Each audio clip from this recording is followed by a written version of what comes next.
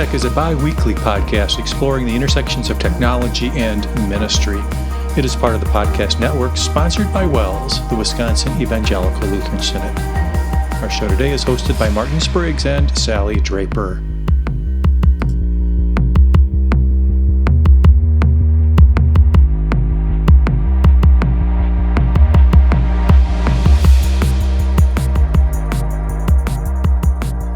Welcome back to WELSTech, everybody. This is episode 689, recorded on September 8th, 2022. My name is Martin Spriggs, and this is a show about technology and ministry and where those two intersect. And joining me as usual, Sally Draper. Hey, Sally.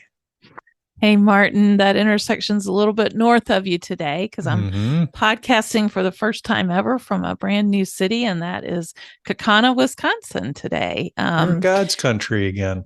I'm up here in the Fox River Valley and enjoying a beautiful fall day and time with my son and daughter-in-law in their new home here. He's pastor at Trinity in Kaukauna. Mm-hmm. So. Nice. And, the move-in process will just have to wait a week. Yeah, and I figured it was good timing. I was about ready to be away from all those boxes and things to do. And I had a little break. I'm going to go home super enthused to hit it again. And also super excited. Our church is having Sunday school kickoff this Sunday. And so that puts me back in the classroom with the 5th and 6th graders at St. Paul's in North Mankato. Look at you. And excited to greet a new crop of students and have some fun in Sunday school this year. Believe it or not, it kind of has a llama theme. I don't know how that worked out. Wow. But yeah, llama Sunday school. It's really exciting. Okay. Sally, I've got a question for you. When you walk into that classroom, are you going to have an interactive smart panel on the wall at your disposal? Great question. Unfortunately not. So we'll be a little less techie than I desire, but interactive smart panels are great tools. And that's a great lead into our interview for this week. Yeah. So we are welcoming Chris Hunt to the show from BDJ Tech. We've talked to Chris before. Sally spent a little bit of time with him this summer at the education conference here in the Pewaukee area. And I asked about interactive displays because that's really what we wanted Chris to talk about. He is our source, the Synod's source for interactive displays that are gracing many of the walls of WELS classrooms this fall. And that's a good thing. I had some up close and personal time with a few of those boards as I was installing them and got my first look at some of them and their capabilities. And boy, things have come a long way since smart boards were a thing. These are kind of a different ball game. Yeah, very cool that you get that hands-on experience, Martin. Sometimes on the podcast, we talk about things, but we aren't really out there in the schools and churches doing the hands-on work. So neat that you had that experience. Neat that you have Chris as a contact person.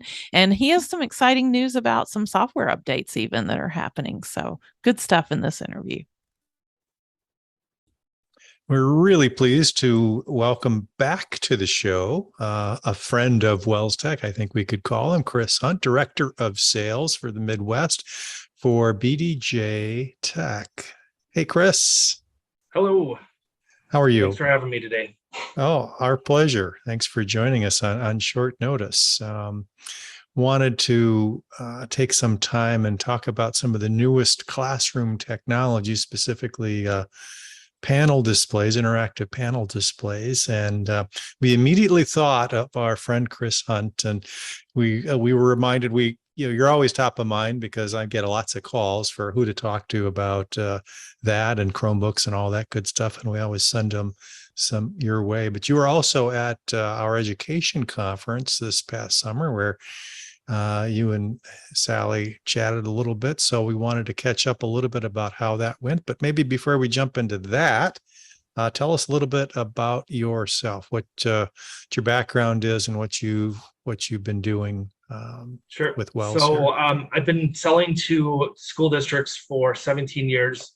I was one of the first people in Wisconsin to sell a smart board in a classroom. I got in on the ground floor with smartboards, and moved a couple of different companies, and found my new home that I'm very happy with here at BDJ Tech. This past summer, well, actually, it was a couple months ago, BDJ Tech attended the WELS National Conference, and the Chromebooks and interactive flat panels were a hot topic. A lot of the smart boards that I sold 10 years ago are now all breaking, there's no parts for replacement. So the schools are looking at the big question was, what is everyone doing for front of the classroom presentations? And interactive flat panels are definitely the hot product that everyone's going to, because they're just the best technology out there. So is smart still a thing? That's a brand, and that's kind of what everybody was introduced to. Where are they, and how does that product compare to basically what's being sold today? Sure. So smart technologies, they still make interactive flat panels, and the original smart boards, they changed them. The big thing is they used to have free software, and now they charge for the software, and that was kind of the educators were not happy about that. So there's roughly 10 other interactive flat panel manufacturers out there. I was fortunate enough to go to a national trade show and to try out all the different ones out there. And the one that impressed me the most was the New Line interactive flat panel. It stood out in terms of education with all the other ones out there. So I reached out to New Line and explained to them that it's not fair that the public schools get the great pricing and the smaller private schools don't. They have to pay full price. So New Line was generous enough to, work out a deal. I tried with Smart and everyone else, but I didn't get anywhere. So New Line was generous enough to offer up the WELS schools a large discounted price for a small, any order of any size. So, we've been selling New Line now for, let's say, 7 or 8 years to the WELS schools, and that has been the one that I've stood behind for a couple of reasons. The big one is New Line owns their own factory, so they are always in stock. They have never had a back order. That was a big deal this summer. There were some manufacturers that were 6 months out plus. So with school starting, that just wouldn't work. They always offer free training, which is a big deal. They have the best in class warranty of 5 years. So if anything goes wrong with them, they'll replace it. And then that's pretty much the big one. They are coming out with new software on next Tuesday. Oh, and wow. I've got a chance to look at that, and it's fantastic. It is free software that's, it resembles smart notebook software that all the teachers want, but it's cloud-based, and it just offers a lot more benefits for teachers. It's pretty cool, Chris, that you have such a great relationship with them, so much so that it wasn't just you at the education conference, but a representative from New Line was there, and they agreed to give away one of their interactive flat panels. And this was the second time they've done that. They were at our 2019 EdTech League conference and gave away a panel then as well. So really great relationship, and really invested and willing to come and talk with WELS and hear from WELS educators about their needs and things. So thanks for establishing that with us, and big help. Yep, you're welcome. All right. They're a great partner, and I have no complaints whatsoever. Yeah, I have a funny story about I can't remember the guy's name that was with you. Was it Mark? Michael Dietz. Michael. Mike. Yeah. He really enjoyed displaying how tough the screens were and how much, abuse they could take, because kids aren't always the easiest on things like fancy technology. And so one day I was quite startled as he banged loudly on the board. And so these things are tough. I was really surprised that he was willing to demonstrate to that degree, but it's the real deal. Yeah, that's one of his selling points when he gives demonstrations is he likes to, pound on the board just to show people that it's, made to take abuse. Yeah, for sure. What kind of feedback do you get from our teachers and those who've had your products for a while? Do you stay in touch? I assume you're not just selling one usually, or maybe you get one, in one room and then a follow-up order. What kind of conversations are you having? The big thing that the teachers that have had the New Line panels for a couple of years, they're asking for is the software. And that's coming out on next Tuesday. That was a big thing for them. They just wanted one area where the teachers could go to find, protractors and, rulers and, different pieces of media that could be quickly integrated into their curriculum. So with that, that was pretty much the only request that I saw. The other thing you can do to the New Line panels, which a lot of schools are starting to do, is to add on to what they currently have the interactive flat panel. You can add a Chromebox, so you can have a full Google Classroom, or every New Line panel has a slot in the back, so you can have what's called an OPS, or onboard computer, which is a full Windows computer in a mini format. So you can have a full Windows experience along with a full Google. So you can go back and forth depending on your application. Interesting. Now I had the chance to install a few of these at my wife's new school at Christ in Big Bend. First of all, they are tough. They're very heavy. So it was, took a couple of us to get it on the wall, but it's not coming down. Looks like it's a Android-based operating system, on the back end. So it's actually pretty snappy. And you've got a Chromium browser in there, and I think the software that's there, I was impressed with. It's nice to hear that there's new software coming. Will that be something that just automatically gets downloaded? So they'll come in one day, they'll turn on their board, and they'll say, "Hey, a new software update is available." So that'll come automatically down to them. Yes, and the people that have purchased a New Line panel are used to that because every couple months, New Line comes out with an update, and in the corner of the screen, you'll see where it'll tell you that you need to press the button to download the latest software, or the latest, fixes or software or patches. Mm-hmm. What kind of sizes are? Oh, go ahead. No, I was just going to say, so Sally, if you could stop there. These are the big things with the new Q series. So there was the RS panel, and now there's the new Q series panel. The great thing about New Line is that the RS panel will do exactly the same things that the Q series can.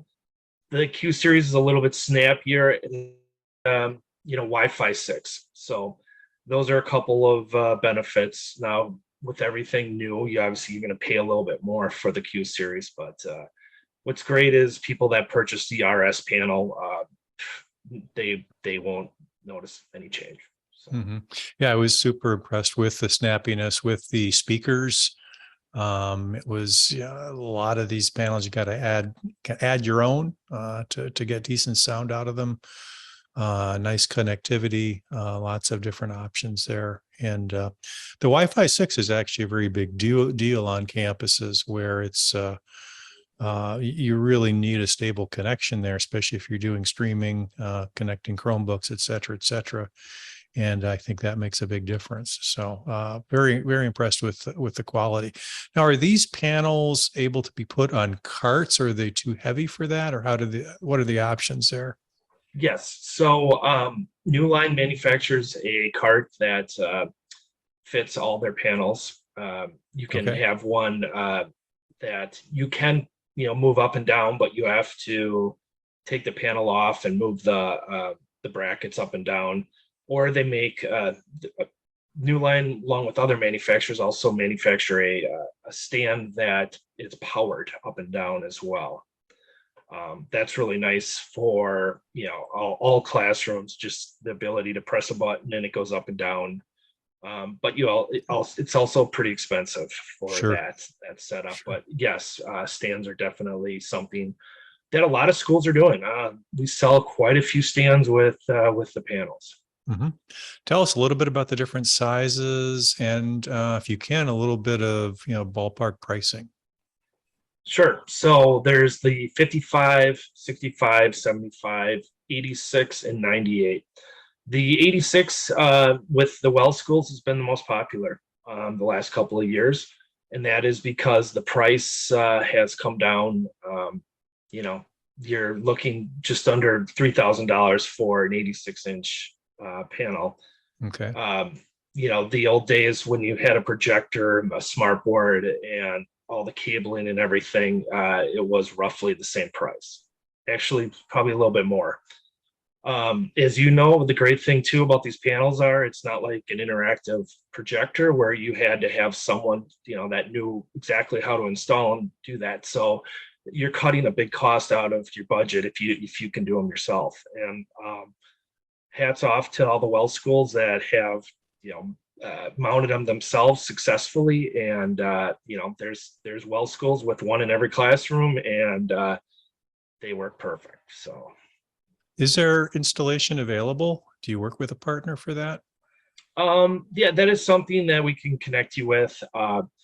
With the large geographic footprint that BDJ Tech has, it's very tough to find installers in all the different states and parts, of the country. So a lot of times we will, let the school, they might work with a local electrician or something to that effect, where it's going to be much more cost prohibitive for them to do it on their own because, we don't have to have a truck drive that far with gas and all that good stuff. I mean, I found it pretty easy to install. It's just like mounting a television, basically. If you're putting it on a wall, it comes with everything you need and the instructions are good. So usually not a problem. And then you don't have the added complication of mounting a projector and getting that all lined up and, working in the ceiling. Those kinds of things are gone.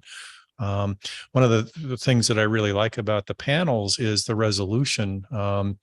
You can actually get by with a little bit smaller screen than you could with smart or a regular projector because the resolution is so good, and you don't really need to worry about the lumen thing because they're backlit and you've got just a nice, sharp, crisp picture. That is a good point. They are 4K clarity resolution. So, and what kind of lifespan can people expect with them? 12, 15 years, depending Wow. on how long, they're left on or, used. So That's impressive. That's another great thing. No bulbs to change anymore. It's set it and forget it. New Line does have software that the tech director in the school can manage all the panels. He can update them if you'd like through the cloud. So you can turn them on, turn them off every night. You can schedule to have them turned on and turned on or off. So if you come in the morning, it'll be ready to go. And when school ends, you can have it turned off if you'd like. So that's another great feature that, that with interactive flat panels. Something else that I've been talking to a lot of schools that's of interest is the ability to display messages. So you can use this as a digital signage piece as well. Whether it's the announcements or if there is an emergency, you can also have that displayed through the panel. So, many different applications. Very versatile. Good. Well, Chris, really appreciate you taking the time to do this for us, and continuing to be a partner. If somebody wants to learn a little bit more about this product line or Chromebooks, which you spent a lot of time working with our schools on, how do they get in touch with you? So my cell phone is 414-559-7182. My email is chris@bdjtech.net. So Okay. those are the two ways you can get a hold of me, and or through our BDJ Tech website as well. Yep. And we'll put a link to that, as well as we have a Wells page that lists Chris's information as well. So very good. Chris, thank you for all that you've done for us. And we look forward to continuing to work with you. And hopefully people will be inspired to at least check out the product line and see what the next step is for their interactive classrooms. Thanks so much. Thank you very much. God bless. Our thanks to Chris again for joining us and giving us the lowdown and the new news on the new software coming out. And boy, if you haven't looked at these or considered these, but it's kind of a game changer, I think, from a couple perspectives. One, it just gets it simplifies things quite a bit, where you are interacting with your computer, you're interacting with just one board. There's not a projector that you have to deal with and all the stuff that goes along with that. And I think from a viewability, is that a word, perspective, from the student's seat, I think a lot more visible. The images are going to be a lot more crisp than you get from most projectors, at least. And so you can actually get by with a little bit smaller screen. I think some people are worried about, well, I can't afford as big a screen as I can get with a projected image on a wall or on a pull down screen or something like that. But I don't think that's really a problem. I think the visibility and the legibility of the content is cool. Plus, there's some cool apps that come along with these boards, and you can hook up your own laptop to it, and just a lot of capabilities. We're thinking of putting a couple of these in the CMM, just from the usability perspective. So our thanks to Chris for working the deals necessary and then working with our schools to get these in place. Yeah, and you mentioned schools, Martin. I think there would be a lot of crossover for congregations to make use of these as well. Obviously, you don't necessarily call people up to the front in Bible class to interact with the board, but I guess there's potential. Certainly as a presenter, I'd love that ability to have the interactivity on what I'm presenting as a Bible study. Annotation, whiteboarding, all that Right, stuff. meetings and things like that. It could be really valuable. Certainly you can do video conferencing using the computer and interacting that way as well. And then Sunday school, just like you mentioned at the beginning, as a Sunday school teacher, I would vote for having an interactive flat panel in my Sunday school classroom. And I definitely would make use of it with that age group for sure. and everything. Yeah, so I can think of a lot of lots uses, a lot of use potential. cases. For sure. And then even the whole hooking up your computer, maybe to simplify in some of these more floating type situations, you can get that PC option that's plugged right into the board, the flat panel, and make use of that. So you've basically got a PC with the board, and you don't have to have an extra device involved even. Yep. Yeah. Should be noted that at least the boards I was working with have Wi-Fi capabilities, and they have built-in kind of an Android operating system. So you've got a Chromium browser, for instance. So anything on the web is kind of fair game there too. So even without the computer edition, you've got some nice web-based options. So I think there's a lot of pluses, a lot of check marks in the plus column for this kind of solution. So save your pennies. They aren't inexpensive, but they're not as expensive as you might think either. So good stuff. Definitely. That leads us to our ministry resource I came across as I was kind of working with the boards in my wife's classroom and in my wife's school, new school. There is a nice series from New Line, which is the company that obviously makes these smart boards, on the Q series.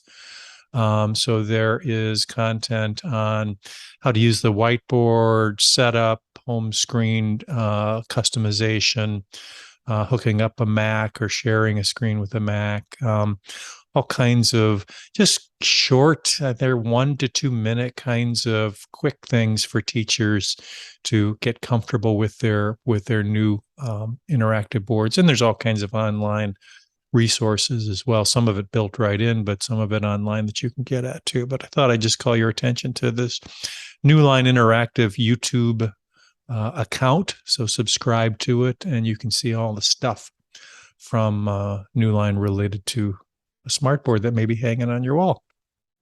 When I go to YouTube accounts, Martin, I often look at the video link just to see how recent. All of them, right? And I was surprised. Yeah, they're cranking out these videos on a regular basis. So you're getting some great up-to-date content when you subscribe to this channel. So yeah, definitely and they're well check it done. out. Nice professionally done videos. So very good. Let's move on to our picks of the week.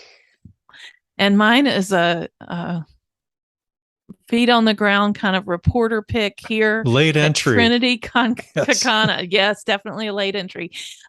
So interestingly, I had the privilege of helping my son a little bit as he prepared for his first ever official catechism class as a new pastor in the parish. And he has about 15 catechism students this year. And he really, really, really had a grand desire to get them on an online platform and kind of doing a flipped classroom model where he was having them study and give him feedback prior to class so that he could go deeper in class with the lessons that he would be teaching. And I got to take my hat off to Pastor Paul Waldschmidt. He was on our show back in September of 2020 talking about this kind of a model that he used for catechism class, actually in your church, Martin, at Peace Hartford at the time. And he's now a professor at Wisconsin Lutheran Seminary. And his voice was in my son's ear, I believe, because he was kind of introduced to these concepts by Professor Waldschmidt. And ultimately, Stanley and I worked together, and he was able to set up a Google Classroom site. And it turned out to be just the bomb diggity. He did a really good job setting it up. He's got this vision of doing a little 5-minute or less video for the students to watch to introduce them to the next lesson before they do their class work in preparation for the next class. And he went down and filmed a video for this coming week. And last night they met. We held our breath because we had to set up accounts for all the students and all this and in the Google Apps administration area. And every student got logged in. Success. Yay. And so they are off and running. He has a model of what he's going to do each week and how he's going to do it. He'll have them take online quizzes using Google Forms, and it'll even grade the quiz for you. Once you're done, you can see how you did. And we kind of tested all that out. He sent me a link, and I was a student in his class, and it was just a lot of fun to work through. And honestly, it went really smoothly. I mean, the fact that they have a Google Apps domain here and he was able to access it and get the account set up that he needed to, made a huge difference. If you're starting from zero and you don't have a Google Apps domain set up, then it's going to take some time to get that part in place. But beyond that, the classroom setup was really smooth, really intuitive for the students. They were very comfortable, he said, with using Google Classroom. I'm assuming because they're using it quite often in school these days. And they took right to it. They got logged in successfully, and they're off and running. So my recommendation is Google Classroom for catechism, and they're doing it here at Trinity and Kakana. And I know for a fact there are plenty of resources online to get you up to speed on that. A ton of YouTube videos, and then obviously stuff from Google themselves too. Good point. There was lots of referencing of videos as well as written documentation. And, lots of people share their experience and everything. So, yeah, definitely. Okay. Sally, I have to admit, about halfway through your pick description, I went down a little rabbit hole and looked up bomb diggity. That is, I've heard you say that before, but I had to see it. Is this a real thing, or is this something that Sally has made up? And Of course, it's real. goodness knows, Urban Dictionary came through. Totally the awesomest, no lie. There's all kinds of definitions here. Totally the awesomeness. Yeah, That's the bomb diggity. That's it right there. groovy, hip, happening now. Groovy. Yeah, nice. So I there don't you know if that's go. going to make it into my vocabulary because I can't say it like you do, but I get your drift. I'm happy to give you some vocab tips anytime, Martin. Awesome. All right, never a bad day when you can dip into the old Urban Dictionary. I don't know All about right, that. and That's maybe kind we of have a a show broad title as statement. well. So, right. All right, my pick of the week is not nearly as bomb diggity as yours, but in fact, some would call it downright boring. ZoteroBib, zbib.org. I happen to be working on developing a course outline for the course I'm teaching next spring for Martin Luther College. And I needed a bibliography maker. I had not created a true bibliography in a long, long time. And I was creating one for the course proposal page. And I said, there's got to be an easier way than me just kind of looking up this stuff up and tediously typing this stuff in. And, a period goes here and this is italics. And, where does the date go? And where does the addition go, et cetera, et cetera. But zbib.org to the rescue. This is a spin-off of Zotero, which took me down another rabbit hole. Zotero is, I would call, a personal knowledge management tool where you can plug in all kinds of resources and references and take notes, and totally open source. But they've now created this bibliography tool, which integrates nicely with their Zotero tool, which is maybe a pick for another day. But all you do with ZoteroBib, zbib.org, is plug in a URL, like an Amazon URL, an ISBN number, even a title, and click the cite button, and out pops a beautifully formatted bibliography reference in different forms or formats as well. They say 10,000 plus other styles available. So the one I'm using is MLA, but there's the Chicago Manual of Style, APA, et cetera, et cetera, et cetera. All the big hitters are here. So you can pick which one you want. Then you create your bibliography. So you add them one at a time. You can pluck out each one at a time, or download them all in multiple formats. It can be in RTF, HTML, RIS, BibTeX, or save to Zotero, as I mentioned. If you get a Zotero account, which is free, you can create a link to the version and come back to it. It saves it in local storage, which means if you clear your browser cache, the next time you come back here, it'll be gone. So you may want to use the link to this version function. And that saves it up in the cloud for, I think, up to 6 months. And every time it's visited. So it's kind of an online bibliography if you want to use it that way. But I just created it and downloaded it, plugged it into my Word doc, and away I went. So very cool tool, totally free. Talked to my wife Debbie about this, and because she until this year was teaching 5th through 8th grade, or 6th through 8th grade language arts and writing, etc., where they needed to do such bibliographies. And yeah, she says there's a lot of these tools out there, but most of them are riddled with ads. ZBib has no ads, totally free, just a nice, sleek tool. So that is my pick of the week. I saw the word awesome on the page. I heard you use the word cool. Would you go as far as saying that ZBib is the bomb diggity? I don't know. Of bibliography makers? Of bibliography makers. Yeah, we'll go with that. It'll make it a little more exciting if you do. I'm hip with that. Good deal. Good deal. All right. I think we better move on before we get into too much more trouble. Community news and feedback. Well, we're going to start out with an email we received from Travis David, who is the president of Calvary Lutheran Church in Dallas, Texas. And they were just reviewing their live stream capabilities. They're currently live streaming with Final Web. Just wanted to kind of dip their toe in the water and see what all's out there and what other people are using, or any recommendations we might have. And again, I am not in the live streaming space currently, but I did reach out to our communications director, Lee Hitter at Wells. And Lee mentioned that we're using Vimeo Premium streaming service for Wells live streams, and that comes with an annual subscription cost of $900. So that's kind of a pricey solution, and I'm not sure if that's tiered based on your usage of the tool. Obviously, we have high numbers and high volume when we do live stream different events.